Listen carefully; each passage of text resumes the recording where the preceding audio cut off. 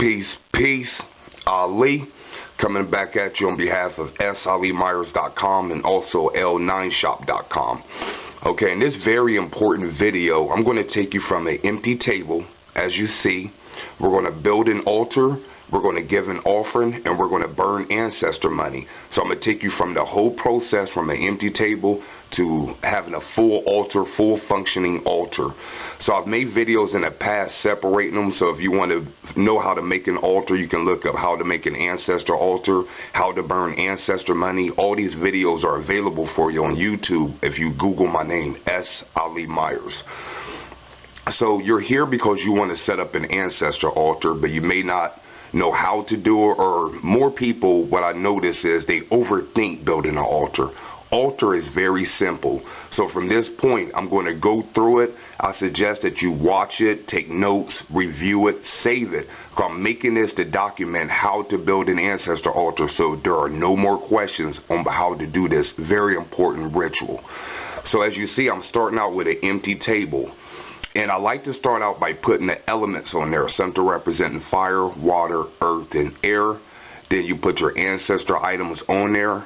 So I'm going to quickly go through it, just follow along. So first off, like I said, we have our empty table. Try to have something natural like wood or metal. And I'm going to start something representing earth, which are crystals and stones. You want a glass of water.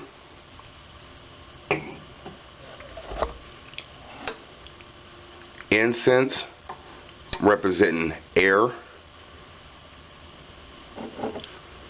And then a candle, obviously representing fire.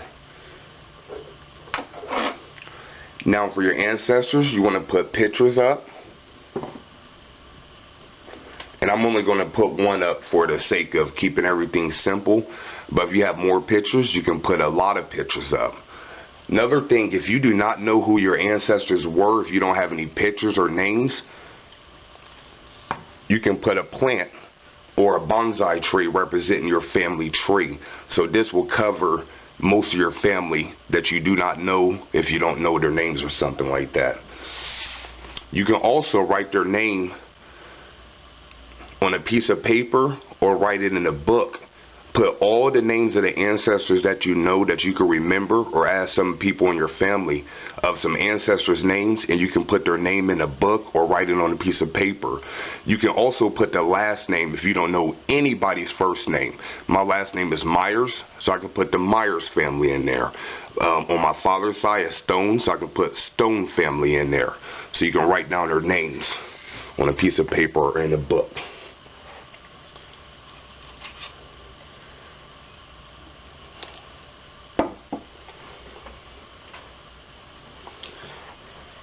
You can also lay down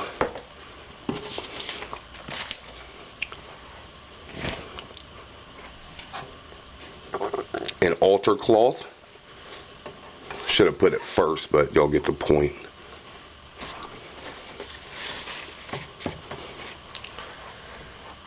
So now pretty much we have a whole setup for an ancestor altar. Now what you want to do is put items on the altar that the ancestors were attracted to while they were in the physical. So say you had an uncle who liked to drink a lot. Put his favorite alcohol on the altar. Say you had a grandmother who liked to wear perfume. Put her perfume on the altar. Say you had a grandfather who liked to smoke. Throw a cigarette on the altar. And any other items that you can think of, books.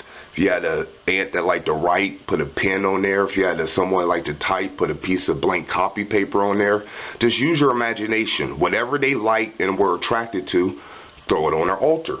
And once again, this is a working space, so you can put something on there a month later or a year later. The important thing is just to start. So if you follow my work, you know I'm big on ancestor money.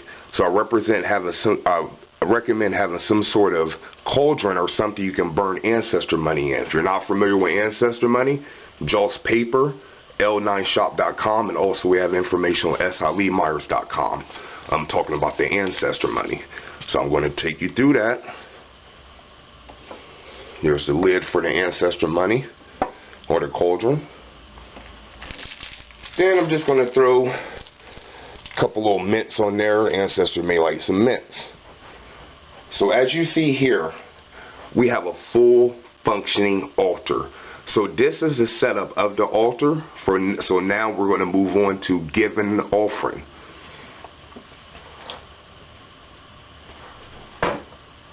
First off, before you give your offering, you want to make sure you light your incense and also light your candle.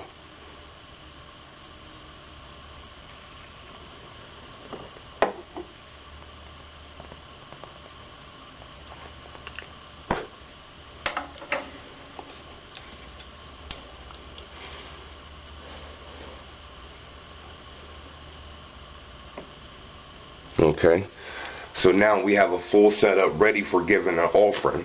Now if you're not familiar what to offer, what I recommend is just you offer anything that you eat. Just give them a portion of your meal. So this was my offering from last night. Had a couple pieces of chicken and a biscuit. So I'm going to show you this in this video so you can give an offering. So before you begin, like I said, you want to light your candle. The candle is like a doorbell for the spirit world. It lets the spirits know that you're ready to give them something. So I have my offering ready. And I'm just going to go through a simple prayer that you can say before you give your offering. To all my ancestors, both known and unknown. To the Myers family, to the Stone family, and all my unknown ancestors. Please know in my heart that I love you. Thank you for protecting me, my family, and our home. Thank you for guiding me on my path and put me in position to be a service to others in alignment with my highest purpose. Thank you for forgiving me for everything I've done in the past or present that's made any negative karma between us. Thank you for blessing me with more finances. Thank you for all the healthy relationships in my life. Thank you for making sure that I'm on the right path and that I'm following my higher self and following the signs from the universe. I love all my ancestors, both known and unknown, and I give this offering out of love, and I pray that your souls are liberated. And just sit the offering down. Simple as that. That's an example prayer. Obviously, you can say whatever you want to your ancestors. Some people like to cry at the altar. Some people like to talk at the altar as if they're living. There's no right or wrong way. That was just an example prayer. And you see, it's very easy and it doesn't take that long. So now, after I give the offering, I like to burn ancestor money.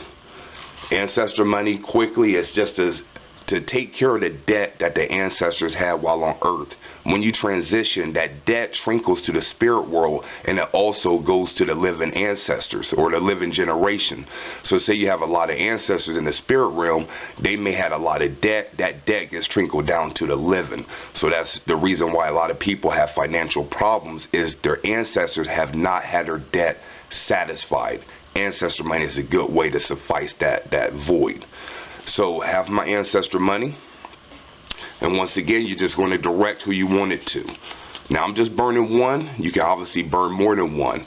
And for the general, I'm going to make it for all my ancestors. But you can specify who you want the money to go towards. You can also write their name on the ancestor money. So like I said, I'm just going to give an ancestor money burning for all the ancestors, both known and unknown. So this is for my ancestors, both known and unknown.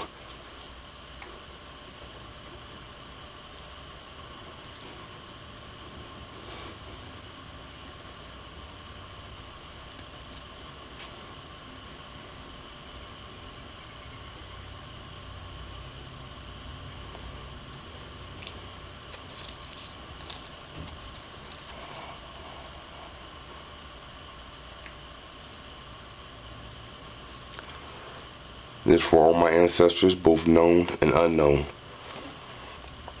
Just sit it right in a cauldron. Sorry for the little delay. I'm used to burning the bigger notes that we offer.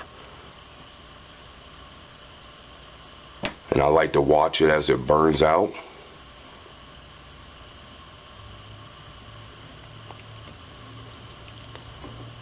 Then I just like to cover it just to minimize the smoke. And there you have it. In less than 10 minutes, we went from setting up a complete altar, giving an offering, and burning ancestor money. That was very easy. So your ancestor money ritual, as far as giving an offering, burning ancestor money, can take as little as 5 minutes per day. So after you're done giving that the ancestor money, what I like to do is just say, thank you, thank you, thank you. I love you all. You can either leave your candle burning or you can put it out.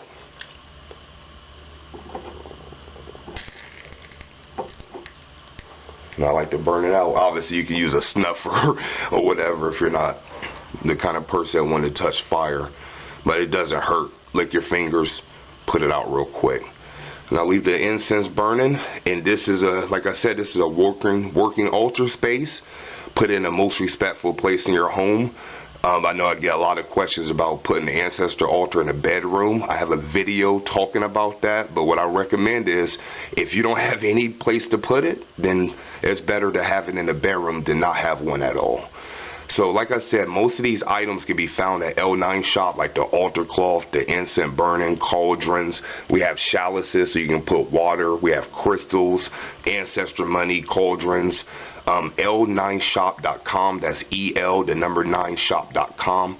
Also make sure to visit SAliMyers.com. You can see some more written information about the altar and the spiritual growth period. So until next time, this has been Ali. Hopefully this video has helped you tremendously as far as building the altar. And until next time, peace.